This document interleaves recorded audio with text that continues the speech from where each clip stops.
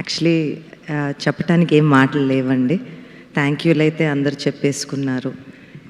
2 సంవత్సరాలు తిట్టి తిట్టి తిట్టి అందరి చేత సినిమా తీసుకుని ఒక స్టేజ్ ఎక్కి థ్యాంక్ యూ అని చెప్తే బాగోదేమో. సో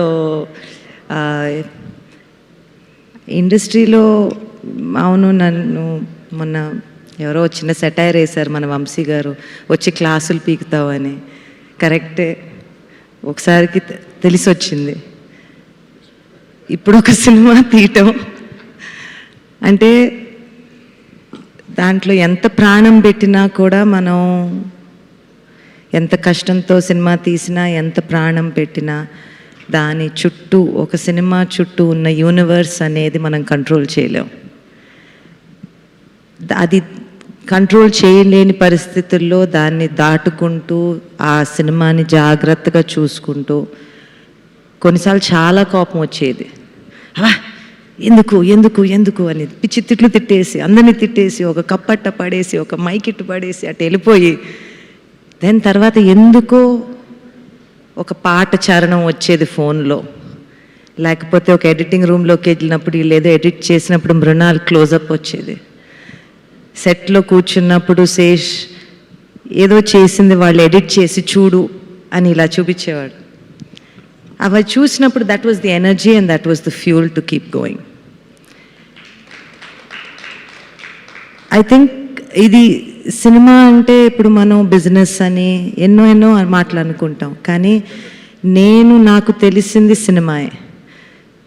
ఎందుకు మీరు ఇండస్ట్రీ గురించి చేస్తారు అని అన్న మాటకి వాస్ గారు, నాకు ఇండస్ట్రీలోంచే అంతా వచ్చింది, దాని నుంచే అంతా వచ్చింది. ఇక్కడే పెరిగాము, ఇక్కడే ఉన్నాము, ఏదన్నా ఇక్కడ దాటుకుంటూ వెళ్తే ఇక్కడ ఏదన్నా వదిలి వెళ్ళాలి అనే చిన్న కోరిక తప్పనిచ్చి ఇంకేం లేదు. Cinema industry has given us everything, given me everything I know. నేను ఈరోజు ఒక మనిషిగా ఇక్కడ నిలబడి ఇంతమంది మంచి మాటలు నా గురించి వింటున్నానంటే it's only because of cinema. So that being said, Dacoit అనేదండి, నాకైతే కథ చెప్పినప్పుడు, కథ వింటూ ఉన్నప్పుడు దట్ ప్రాసెస్ పక్కన పెట్టేసి ఇట్స్ ఫ్రమ్ ద హార్ట్. ఒక ప్రేమ కథలో ఇప్పుడు మనం కొన్నేళ్ల క్రితం 7 జన్మల ప్రేమ అని అనుకునేవాళ్ళం. దాని తర్వాత ఒక జన్మకి ఒక ప్రేమ కథ ఉంటే గొప్ప అని అనుకునేవాళ్ళం. ఇప్పుడున్న పరిస్థితుల్లో ప్రేమ అంటే ఏంటో అంటే మారుతూ ఉంటుంది. రిలేషన్షిప్ అంటారు, మ్యారేజ్ అంటారు, సిచ్యువేషన్షిప్ అంటారు, ఇంకేదో అంటారు.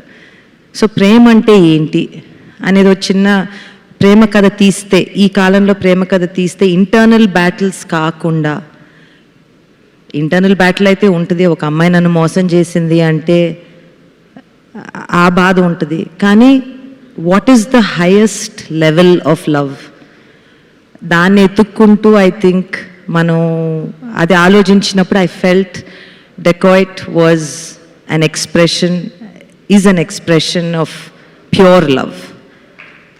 So that was the fuel for me.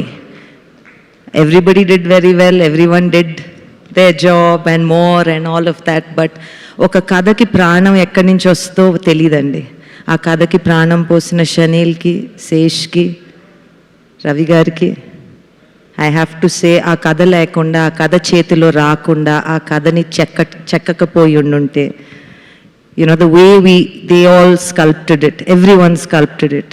I think theatre నుంచి బయటకు వచ్చినప్పుడు ఒక చిన్న భారంతో వచ్చాము, ఒక చిన్న హ్యాపీనెస్తో వచ్చాము అంటే ఇట్స్ ఓన్లీ బికాజ్ మనని టచ్ అయింది, మనం ఫీల్ అయ్యాం.